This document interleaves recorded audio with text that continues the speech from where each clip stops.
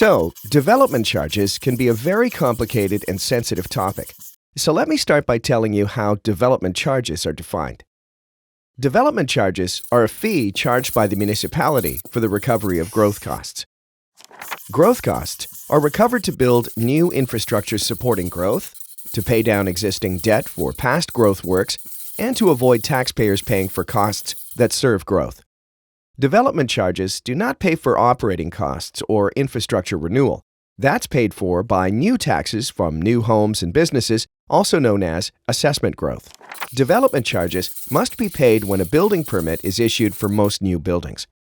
Development charges would be charged for new buildings, expanded buildings, and converted buildings, and are split into different groups and classifications. Let's look at a hypothetical example of a subdivision development and development charges in action. We will get to know how development charges are calculated in a moment. In order for this area to undergo development, it will need a stormwater management facility, major water mains, sanitary sewers and sewer pipes, also known as trunks. With these major services now available, the developer of the land can undertake the planning needed to lay out street patterns and other servicing needs. These other services required are paid for by the developer and not development charges. Building of new homes or commercial enterprises can begin. Over several years, the subdivision is populated, built out, and may require a district park and community center. These items would be partially funded by development charges.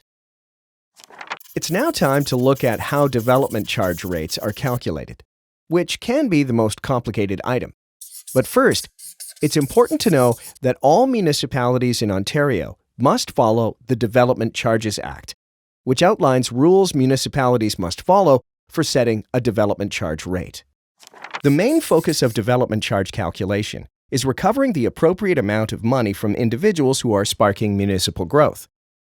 In simple terms, the rate is calculated as follows. The total dollar value of major growth projects, which is made up of the number of major growth projects, timing of projects, and post-period benefit, as well as other factors.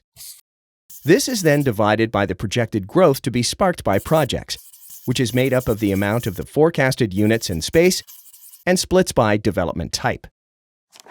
Okay, let's recap what we have learned. 1. Development charges are fees collected by a municipality for the recovery of growth costs.